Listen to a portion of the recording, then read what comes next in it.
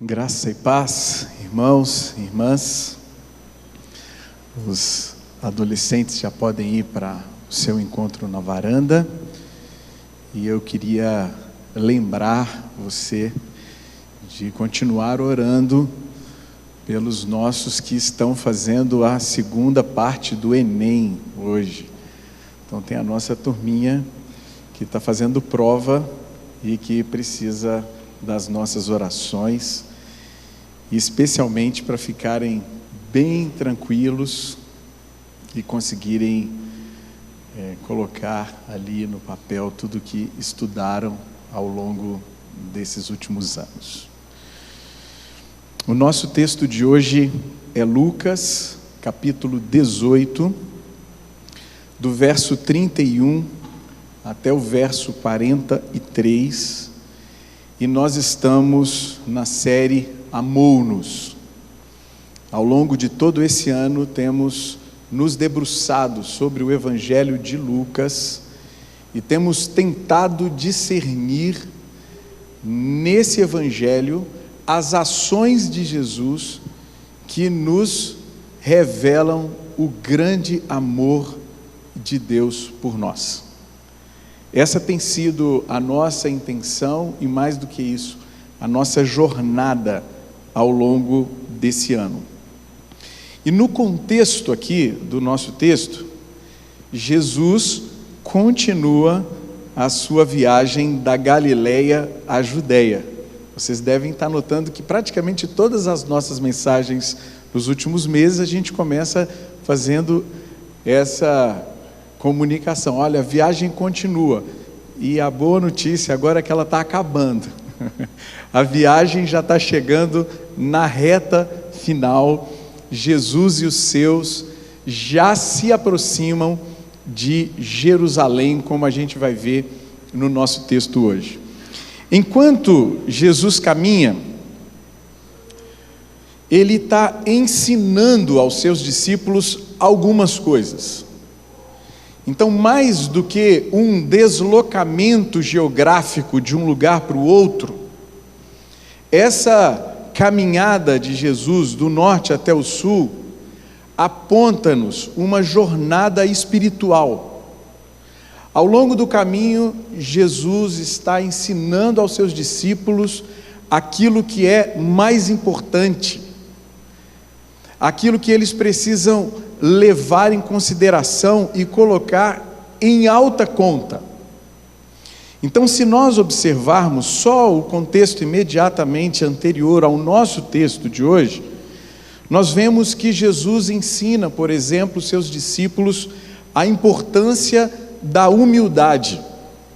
Capítulo 17, de 1 a 10. Depois Jesus ensina os seus discípulos sobre gratidão. Capítulo 17, do 11 até o 19. Ensina sobre a fé, a importância da fé, do 17, 20 a 37. Ele fala sobre oração, mais uma vez, ele sempre está batendo nessa tecla, oração, oração, oração, e o faz aqui no capítulo 18, de 1 a 8. Fala sobre justificação, do capítulo 18, 9 até o 14, e também nos ensina, quase que repetidamente ao longo dessa jornada, sobre a generosidade, capítulo 18, 15 até o 30. Então, todos esses temas que aparecem nos discursos de Jesus são temas que todos nós que nos consideramos seus discípulos precisamos levar em consideração. Humildade, gratidão, fé, oração, justificação, generosidade.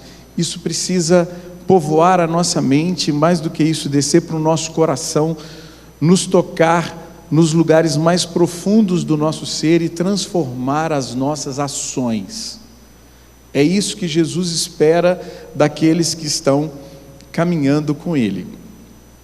Mas Jesus também segue anunciando que irá para Jerusalém, onde sofrerá. Isso mesmo. Jesus irá sofrer. Ele já tinha dito isso 2 vezes antes de começar a viagem, e agora está falando no finalzinho da viagem a mesma coisa. O primeiro anúncio da sua morte e ressurreição acontecera no capítulo 9, versículo 22. Então, logo depois que Pedro faz aquela confissão maravilhosa: tu és o Cristo, tu és o Messias, aquele que a gente tanto esperava. Aí Jesus fala: isso mesmo, você falou a coisa certa, realmente eu sou o Messias. Mas a gente vai precisar fazer um pequeno ajuste aqui na compreensão que vocês têm do Messias. E nesse ajuste, Jesus fala que ele está indo para Jerusalém, fala que ele vai morrer e que ele vai ressuscitar. O segundo anúncio da sua morte e ressurreição acontece no mesmo capítulo 9, mas no verso 44. Então ele falou uma vez, falou uma segunda vez, e agora o terceiro anúncio dentro do Evangelho de Lucas se encontra no início do nosso texto, no capítulo 18, versos 31 a 34, que eu convido você a ler comigo. Olha o que diz o texto.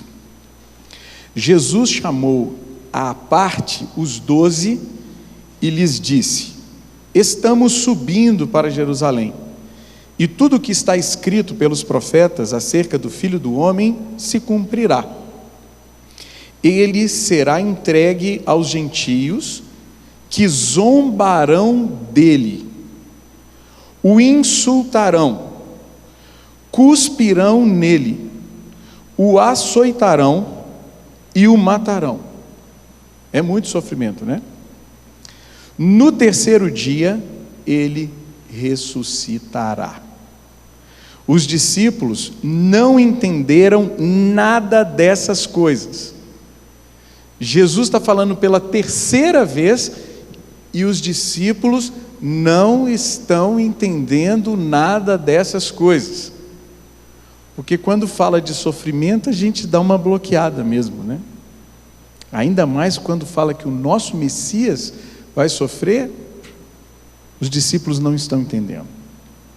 O significado dessas palavras lhes estava oculto, e eles não sabiam do que ele estava falando.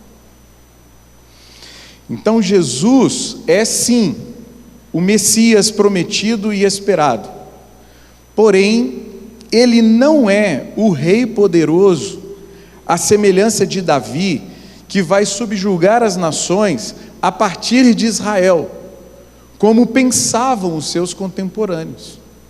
Eles usavam a palavra certa, Messias, mas usavam a palavra com o conteúdo errado. Eles estavam achando que o Messias seria um rei poderoso nos moldes de Davi. Ele está falando que não, eu vou morrer e eu vou ressuscitar. Ele é o Messias que vai abençoar todas as famílias da terra, cumprindo a promessa que Deus fizera a Abraão desde o início. Vocês lembram da promessa? Gênesis capítulo 12, olha Abraão, sai da tua terra, do meio da tua parentela, e vai para uma terra que eu vou te mostrar. Eu vou multiplicar você, vou fazer grande o seu nome, e através da sua descendência, eu vou abençoar todas as famílias da terra. Esse é Jesus.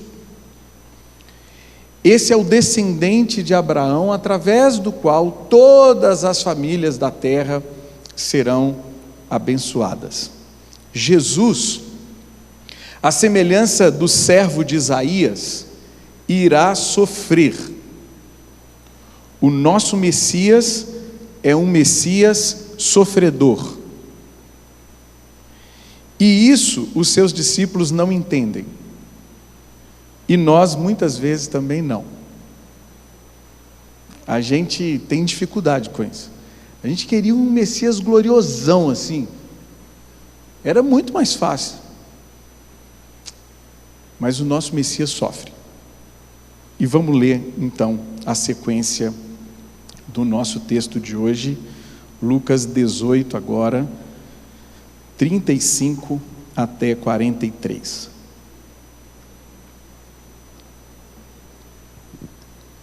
Ao aproximar-se Jesus de Jericó, um homem cego estava sentado à beira do caminho pedindo esmola. Quando ouviu a multidão passando, ele perguntou o que estava acontecendo. Disseram-lhe: Jesus de Nazaré está passando. Então ele se pôs a gritar: Jesus, filho de Davi, tem misericórdia de mim. Os que iam adiante o repreendiam para que ficasse quieto, mas ele gritava ainda mais: Filho de Davi, tem misericórdia de mim. Jesus parou e ordenou que o homem lhe fosse trazido. Quando ele chegou perto, Jesus perguntou-lhe: O que você quer que eu faça? Senhor, eu quero ver, respondeu ele. Jesus lhe disse: recupere a visão. A sua fé o curou. Imediatamente ele recuperou a visão e seguia Jesus, glorificando a Deus. Quando todo o povo viu isso, deu louvores a Deus. Que Deus abençoe mais uma vez a sua palavra nessa manhã, quando eu gostaria de propor que só um Deus que sofre, como Jesus, pode socorrer-nos em nossos sofrimentos. Só um Deus que sofre, como Jesus, pode socorrer-nos em nossos sofrimentos. No texto de hoje, encontramos 3 lições para lidar com esses sofrimentos. A primeira lição é que nós habitamos um mundo onde o sofrimento é uma realidade. Nós habitamos um mundo onde o sofrimento é uma realidade. Verso 35. Jesus, seus discípulos e uma multidão seguem em direção a Jerusalém. Antes de iniciarem a subida até a Cidade Santa, eles fazem uma última parada. Isso era muito comum. Os caminhantes que vinham para Jerusalém, especialmente por ocasião da Páscoa, tinham o costume de parar nessa cidade, Jericó, que ficava a 24 quilômetros de distância de Jerusalém. Então imagina você está vindo caminhando há dias, você precisa de um tempo agora para descansar, recobrar suas energias, dormir bem, porque você terá os 24 quilômetros mais difíceis na sequência, subida até Jerusalém.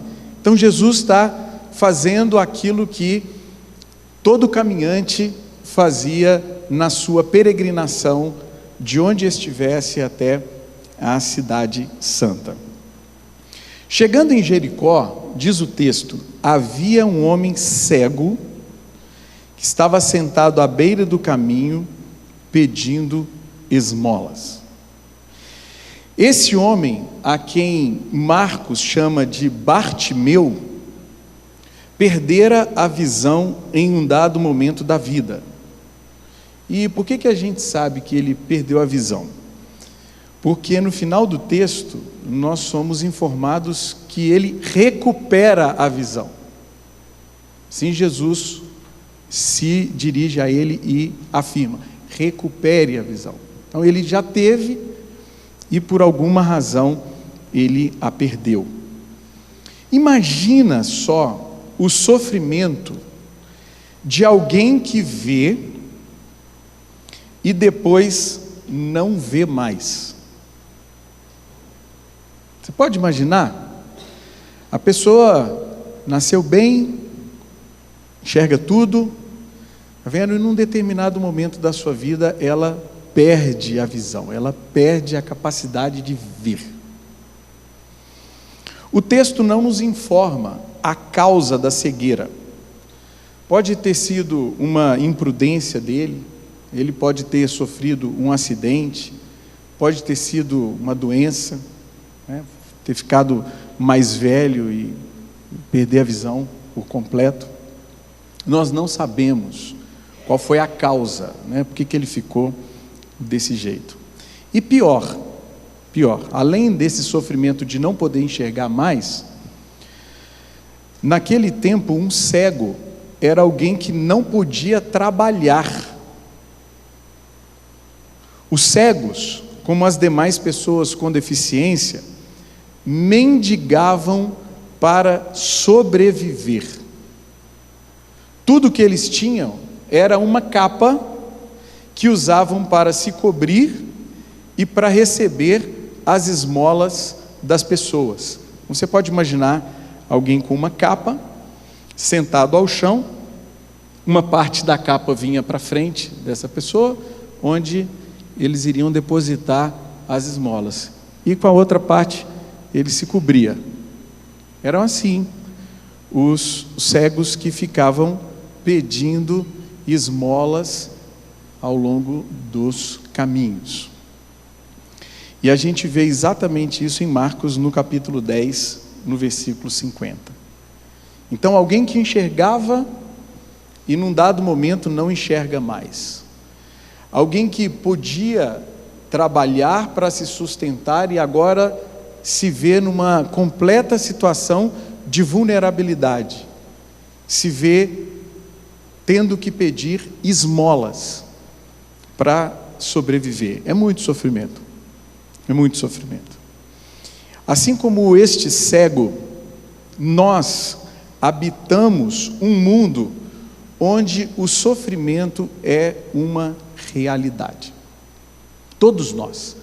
A gente está cercado de sofrimento o tempo inteiro, e o sofrimento, vez por outra, chega à nossa vida.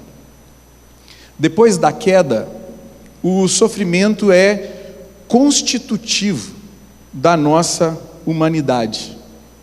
E vez por outra, todos nós sofremos. Aqui entre nós, não tem ninguém que possa levantar a mão e falar assim: olha, eu nunca sofri, eu não estou sofrendo, eu não vou sofrer. Por quê? Porque o sofrimento faz parte da nossa realidade. Nós habitamos esse mundo onde o sofrimento nos cerca, nos envolve e nos afeta o tempo todo. Há sofrimentos pelos quais nós somos responsáveis. Então a gente toma uma decisão errada, a gente avalia mal e alguma coisa acontece nos trazendo sofrimento. A responsabilidade nossa.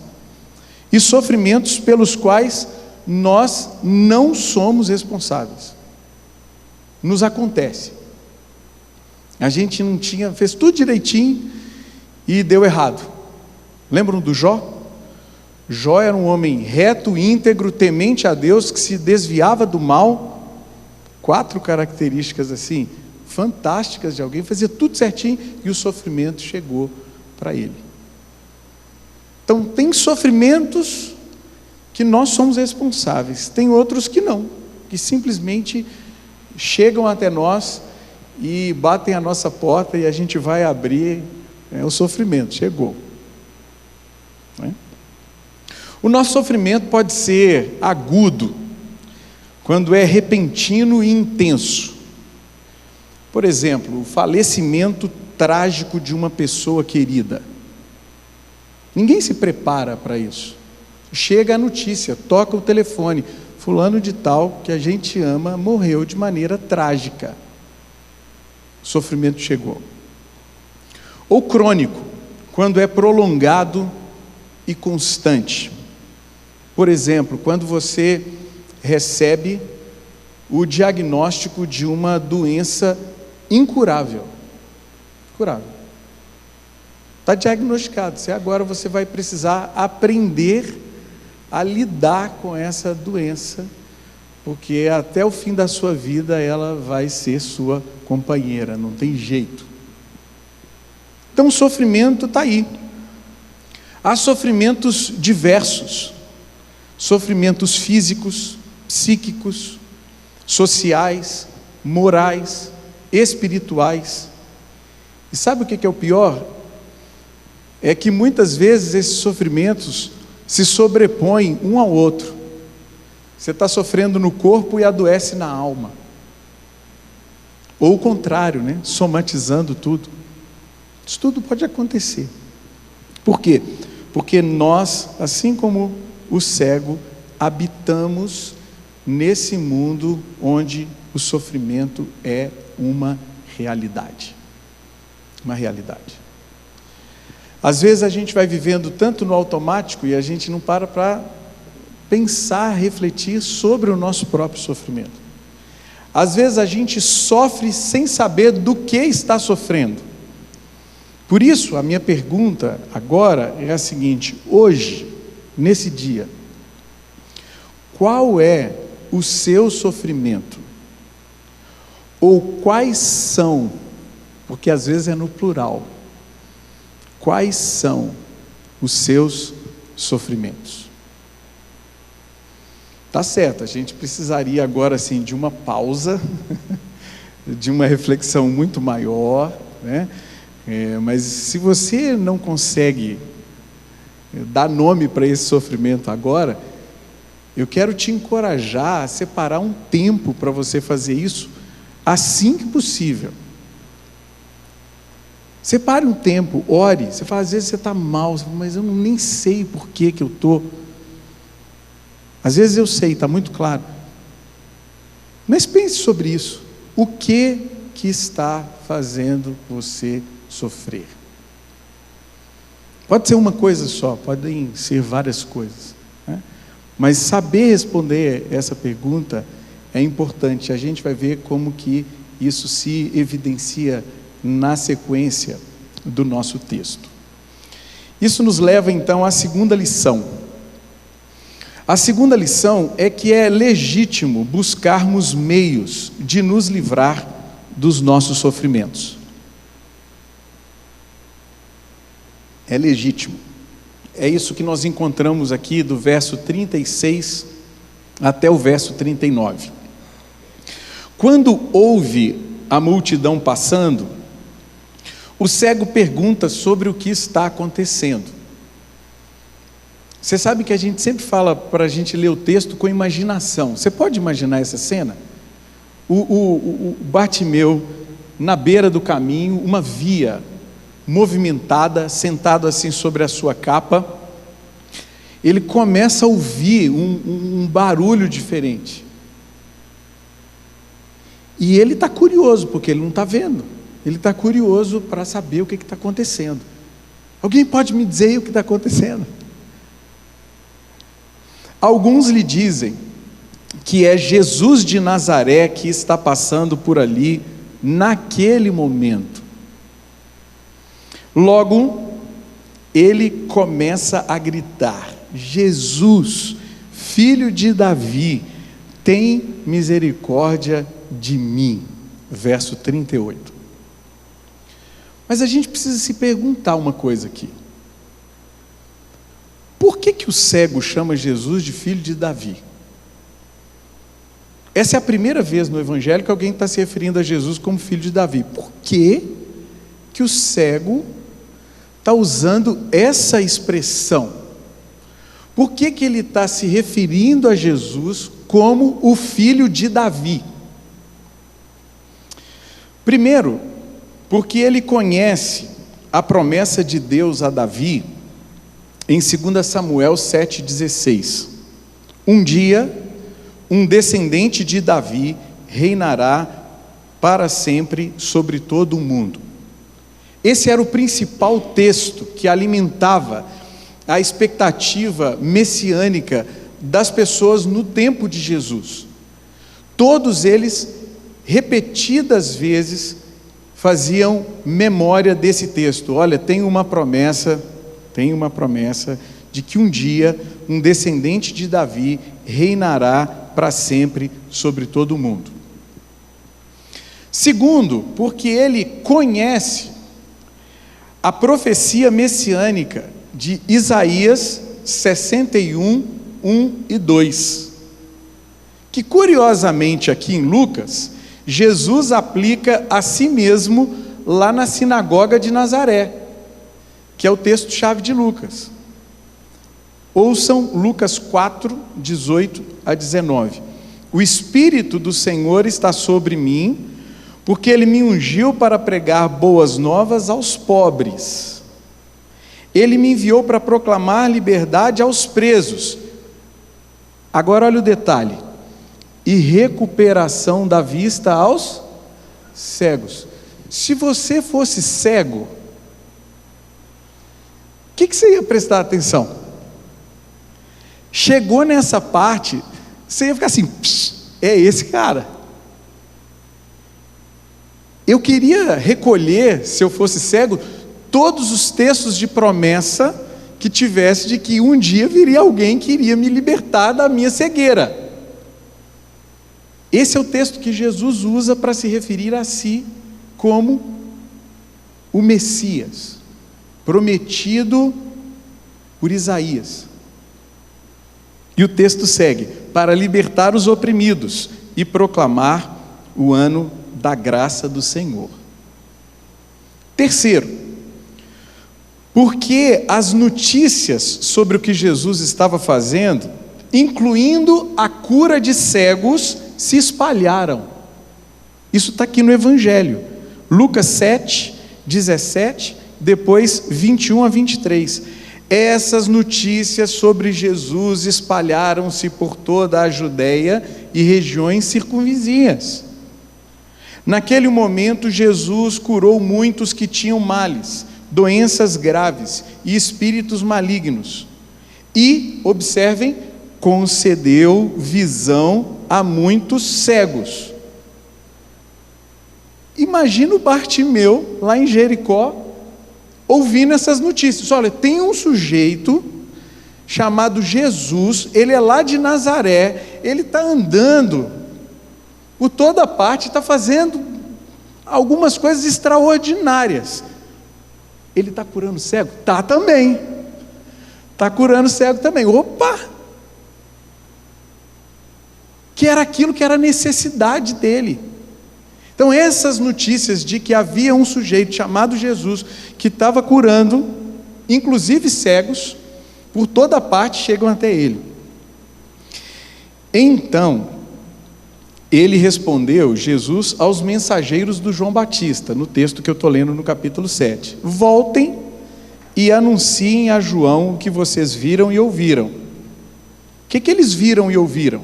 Os cegos veem. Os cegos veem. Os aleijados andam. Os leprosos são purificados. Os surdos ouvem. Os mortos são ressuscitados. E as boas novas são pregadas aos pobres. Feliz é aquele que não se escandaliza por minha causa. São essas as notícias que estão circulando em toda a Palestina, enquanto Jesus está fazendo o que ele está fazendo. Jesus entra na história e Jesus começa a anunciar a chegada do reino de Deus. E onde o reino de Deus chega, as mudanças acontecem, as transformações acontecem, e esses sinais de vida começam a ser percebidos pelas pessoas, e a notícia se espalha e chega lá até esse cara. Na hora que ele ouve Jesus de Nazaré, começa a conectar tudo, só pode ser ele. Eu vou gritar. O cego relaciona as ações de Jesus com a identidade de Jesus. Ele pensa, fazendo o que está fazendo, esse Jesus de Nazaré só pode ser o filho de Davi. Não tem outra alternativa, só pode ser o filho de Davi. Assim, mesmo sendo repreendido, diz o texto, para que fique quieto, ele grita ainda mais: filho de Davi, tem misericórdia de mim. verso 39. Ele não pode perder a única oportunidade que tem de ficar livre do seu sofrimento. Se nós estivéssemos naquela condição, muito possivelmente a gente faria a mesma coisa. A última preocupação que a gente teria é se a gente está passando vergonha, se tem alguém incomodado com a gente, porque a gente quer ficar livre do nosso sofrimento e a gente está disposto a fazer o que for necessário para isso acontecer. Então, assim como ao cego, é legítimo que busquemos meios de nos livrar dos nossos sofrimentos. Essa história nos ensina a fazer isso, a fazer tudo o que estiver ao nosso alcance para ficarmos livres do que nos faz sofrer, tudo mesmo. E especialmente buscar a ajuda de Jesus. Eu fiquei pensando na estrutura aqui do texto, e eu percebi que tem outras histórias que ensinam a mesma coisa. Vocês lembram da mulher, por exemplo, com fluxo de sangue? O texto diz assim: ela já havia perdido tudo na mão de muitos médicos e não resolveu o seu problema. Aí ela tem a oportunidade de encontrar Jesus e ela toca em Jesus e é curada. E eu fiquei pensando assim, por que na narrativa, ou nas narrativas, primeiro se esgota todas as possibilidades, depois vai para Jesus, né? E que muitas vezes a gente faz a mesma coisa, né? A gente já buscou de tudo, quando a gente vê que não tem mais alternativa, aí a gente, vou buscar uma ajuda com Jesus também. Talvez pudesse ser o contrário, né? Ou talvez aconteça assim em algumas situações. Eu estou percebendo que é uma situação de grande sofrimento. Se a primeira coisa que você lembra, Jesus, tem misericórdia de mim. Então, quantas vezes nós nos encontramos nessas situações em que o sofrimento chegou e a gente precisa fazer alguma coisa? Faça tudo o que você puder. E não se esqueça, peça a ajuda de Jesus, clame a Ele, tem misericórdia de mim. Mais uma pergunta então, hoje, quais são as causas do seu sofrimento? Você está sofrendo por quê? O que te levou a isso, né? E o que você pode fazer para você ficar livre desse sofrimento? Dentre essas coisas, não se esqueça, peça a Jesus misericórdia. Peça a Jesus misericórdia. Misericórdia, Senhor.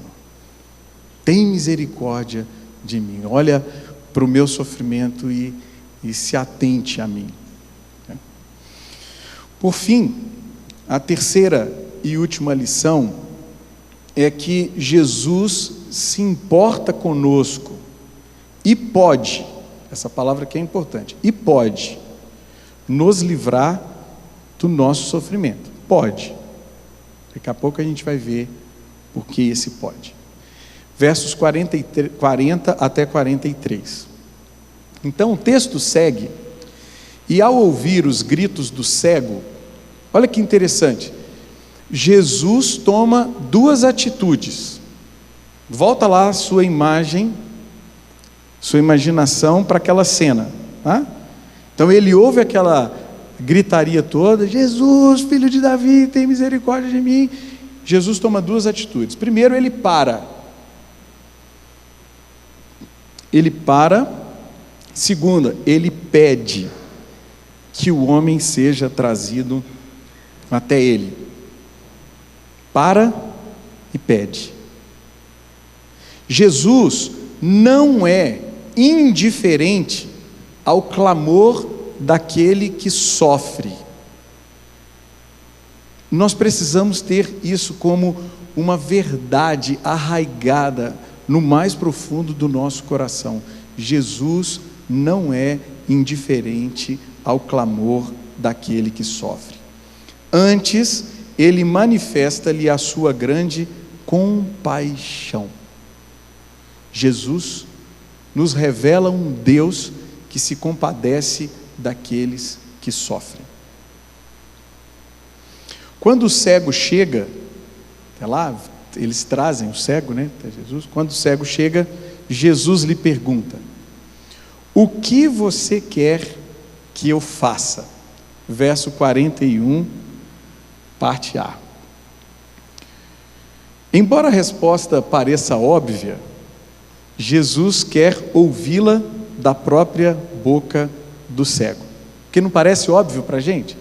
Se aquele sujeito está cego, chega diante de Jesus, para que perguntar um negócio desse? Mas Jesus quer ouvir a resposta saindo da própria boca do cego. E este lhe responde: Senhor, eu quero ver. Eu quero ver. Em outras palavras, Senhor, eu quero ficar livre desse meu sofrimento. E este meu sofrimento tem nome. O nome dele é cegueira. Quero ficar livre dele. Ao que Jesus declara: recupere a visão. A sua fé o curou. Verso 42. E aqui, a palavra grega traduzida por curou é sozo, que também pode ser traduzida por salvou. Algumas versões colocam curou, outras colocam salvou, indicando algo muito maior e muito mais profundo que acontece com o cego mendigo quando ele se encontra com o filho de Davi. E o texto termina com as seguintes palavras: imediatamente ele recuperou a visão e seguia a Jesus. Essa palavra seguia é a palavra que é utilizada para o discipulado. Então ele recebeu de Jesus a sua cura, a sua salvação, e ele seguiu Jesus. Ele foi atrás de Jesus. Ele queria agora crescer nessa comunhão com Jesus, aprender de Jesus, seguia Jesus então pelo caminho, glorificando a Deus. Quando todo o povo viu isso, deu louvores a Deus. Que história linda, Uma história belíssima de alguém que encontra com Jesus e tem então uma experiência que transforma a sua vida, Assim como acontece ao cego, Jesus também se importa conosco e pode nos livrar dos nossos sofrimentos.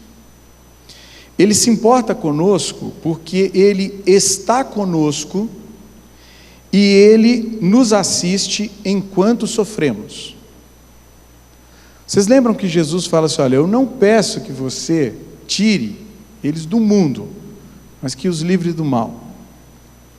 Nesse mundo onde a gente vive, o sofrimento é uma realidade. E enquanto a gente está vivendo no mundo onde o sofrimento é uma realidade, nós somos assistidos pela presença do Espírito Santo em nós. A gente lembra de Romanos no capítulo 8, quando Paulo diz que quando a gente não sabe orar como convém, o Espírito Santo ora em nós. E é curioso, porque ali no texto de Romanos tem uma expressão com gemidos inexprimíveis, e alguns estudiosos vão mexer nessa palavra para tentar descobrir o que isso significa, e chegam à conclusão que esses gemidos são aqueles, tipo um soluço, assim, sabe quando a criança está chorando?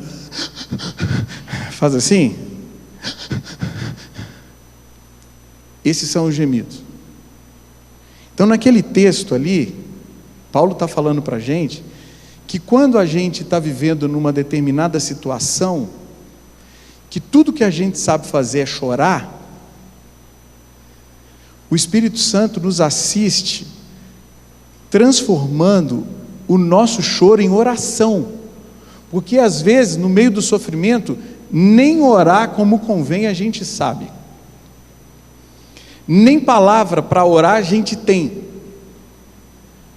Está tão difícil, está tão pesado, que fazer, eu não sei o que eu falo mais para Deus. E o Espírito Santo consegue traduzir o nosso choro, o nosso pranto, em oração diante do nosso Deus. Mas nós também temos a igreja, porque a gente não sofre sozinho. Se fosse sozinho era muito pesado. A gente pode compartilhar os nossos fardos pesados uns com os outros. Você está sofrendo? Compartilha com alguém. Você está sofrendo? Informa outra pessoa. Fala, não estou aguentando. Ora comigo. Caminha comigo um tempo. Eu estou precisando de ajuda. Porque também ninguém é capaz de adivinhar quando você está sofrendo. Se você não falar que está, bola de cristal a gente não tem. Mas compartilhe, traga, fala, olha, está pesado. Eu estou vivendo essa situação aqui, está difícil demais. Eu preciso de ajuda. Ora comigo, caminha comigo. Eu vou buscar o exame que eu fiz e eu estou com medo do diagnóstico. Você pode ir comigo? Vamos lá comigo. Eu acho que se você estiver do meu lado, eu vou ficar um pouco mais tranquilo, independente de qual seja o diagnóstico. Mas eu sei que eu não vou estar sozinho. Vamos junto? Vamos junto. Então, no meio do sofrimento, a gente tem o Espírito Santo e a gente tem a igreja. A igreja é muito importante, a comunhão com os irmãos é muito importante. E Ele pode nos livrar do nosso sofrimento. Note, pode, não necessariamente vai. Porque seria ótimo, eu queria mesmo chegar aqui e falar assim, olha, tem uma promessa assim, de que você vai ficar livre aí desse seu sofrimento. Mas eu não posso fazer isso. Eu não tenho essa palavra para dar para você. Ele pode, mas eu não sei se Ele vai. No presente. No presente eu não sei se Ele vai. Então é muito irresponsável da nossa parte chegar para as pessoas e falar, não, vai ficar bem. Eu falei, não sei. Eu não sei se vai ficar bem. Pode ser que piore. Mas o Senhor está com você, eu estou aqui, nós estamos juntos. E independente do que aconteça, vamos junto. Pode piorar. Então não tem essa notícia falsa, é uma fake news, que a gente passa em alguns lugares, não sei se vocês já viram, a gente passa em alguns lugares, tem igreja que tem escrito assim, pare de sofrer na frente. É mentira, gente. É mentira, mas tem muita gente que acredita. Não tem essa boa nova no presente. Isso porque estamos vivendo entre o já e o ainda não do reino de Deus.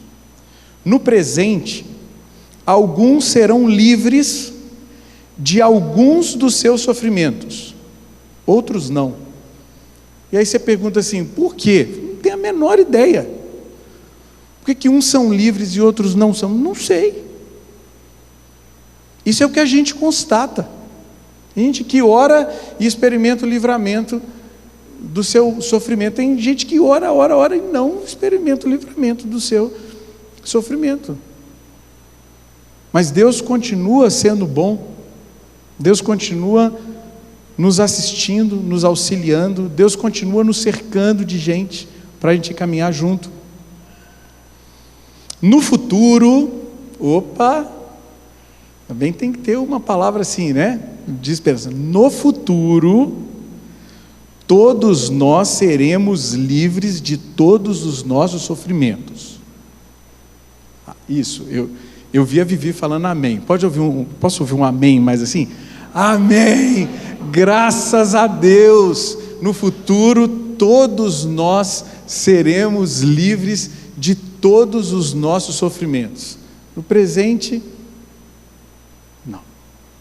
Presente não.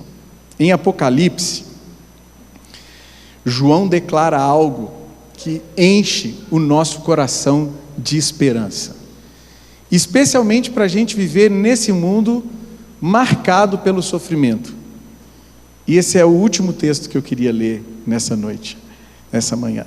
Apocalipse 21:4. Olha o que está escrito: Ele enxugará dos seus olhos toda lágrima. Não haverá mais morte,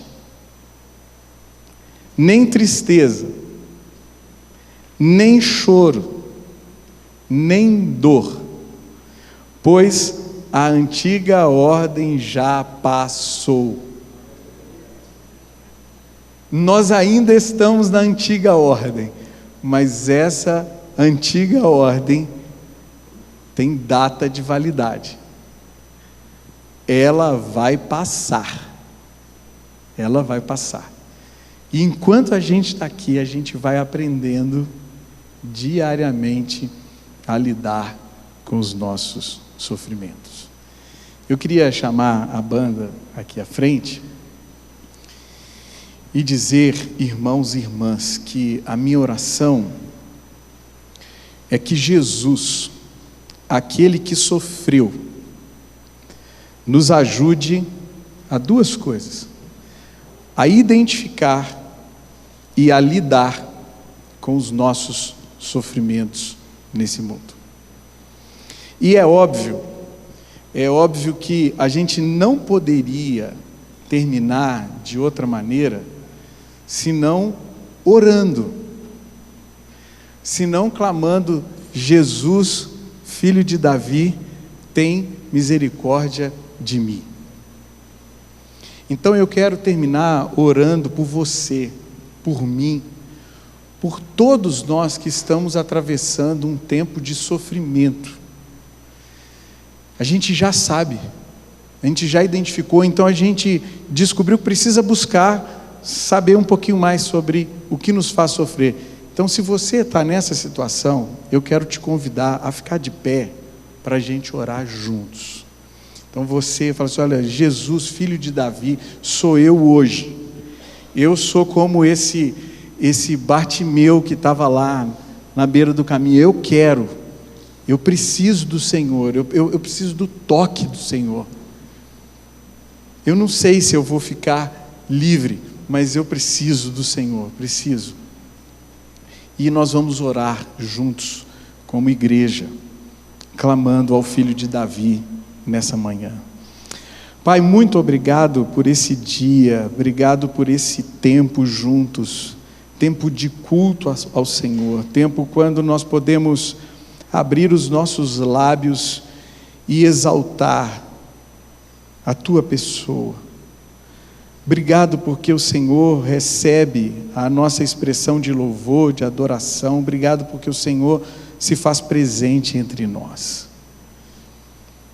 E assim como o Bartimeu, naquele dia, ouviu que o Senhor estava presente, assim como o Senhor está presente aqui hoje, nós queremos colocar diante de Ti o nosso sofrimento, ou os nossos sofrimentos. Nós queremos reconhecer a realidade deles, a dureza deles. O nosso sofrimento tem nome, e nós queremos apresentá-los ao Senhor nessa manhã e clamar a Ti: Jesus, filho de Davi, tem misericórdia de nós, tem misericórdia de mim. Nós queremos, acima de tudo, reconhecer a Tua presença conosco. Queremos reconhecer a presença do Teu Espírito Santo em nós e pedir que o Teu Espírito nos ajude, nos assista em meio aos sofrimentos pelos quais nós passamos nesse mundo. Ajuda a gente a contar com o auxílio uns dos outros, a presença dos nossos irmãos, ombreando conosco aquilo que nos faz sofrer. Ajuda a gente a ser essa igreja, Pai, onde cada um se sinta seguro para compartilhar os seus sofrimentos e que haja compaixão em todos e em cada um de nós, para que a gente possa chegar junto e caminhar junto com aqueles que estão sofrendo. Tem misericórdia de nós, toca em nós, ajuda-nos. E acima de tudo, encha o nosso coração com a esperança e com a certeza de que um dia toda lágrima será enxuta dos nossos olhos. Onde toda essa realidade de sofrimento irá passar. Onde essa era na qual nós estamos vivendo será superada e a gente vai habitar com o Senhor um novo céu, uma nova terra, onde habita a justiça, livres de todo o mal e de todo o sofrimento. Alimenta o nosso coração, Senhor, com a Tua palavra. Que nos nossos dias maus, a nossa mente esteja em Ti, o nosso coração esteja guardado com a Tua paz, a certeza da Tua presença, do Teu auxílio e dessas palavras de que um dia tudo isso chegará ao fim. Porque Jesus, o nosso Senhor, sofreu. Ele morreu, mas Ele não permaneceu morto, Ele ressuscitou. E é na ressurreição de Jesus que está a nossa esperança para viver todos os dias e cada dia aqui nesse mundo. Encha-nos com a Tua esperança e leva-nos de volta para a nossa vida cotidiana, ajudando-nos a lidar melhor com os nossos sofrimentos. Essa é a minha oração, a nossa oração nessa manhã, em nome de Jesus. Amém, amém e amém.